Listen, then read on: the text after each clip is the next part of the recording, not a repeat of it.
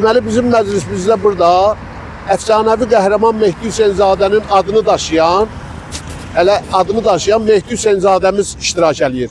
O da öz təəssüratlarını dayısı haqqında, Mehdi haqqında, qoy Mehdi də öz təəssüratlarını bölüşür. Buyurun Mehdi müəllim.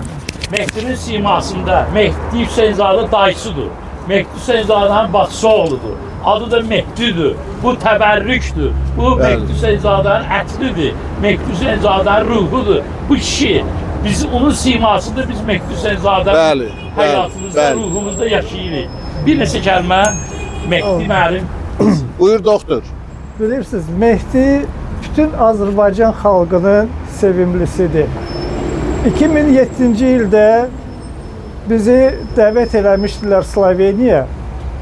Deməli, Sloveniyada orada Mehdinin büstünü açırdılar, birinci büstü. İnanırsınız, hara gedirdi, eşidəndə ki biz Mehdinin qohumuyuq. Hamı deyirdilər ki, Mikhail это наш герой, Mikhail это наш герой, мы его очень любим.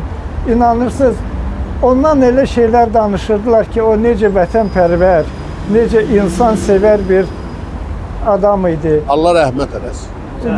İndi mən onun adını daşıyıram. Mən də cəhd edirəm ki, Mehdi kimi özümü Mehdinin adına layiq bir hərəkət eləyəm. Çox sağ ol. Çox sağ ol. Layiqsə biz Çox sağ ol. Çox sağ ol. Çox sağ ol. Bir kəlmə demək istəyirəm, biz içəri keçməliyik, vaxt yaxınlaşır. Mehdi Hüseynzadənin ailəsi çox ruhani ailə olur. Mən hələ Mehdi müəllimdən bir neçə kəlmə söz eşitmişəm. Mehdi Hüseynzadənin adı Mehdi Qulu olub. 12-ci imamın adıdır. Bəli. Mehdi imamımıza. Gör nə adı bir ailə, imanlı ailə olur ki, övladlarına adı Mehdi qoyar, 12-ci imamın Qulu. Babası da Hüseyn Qulu olub.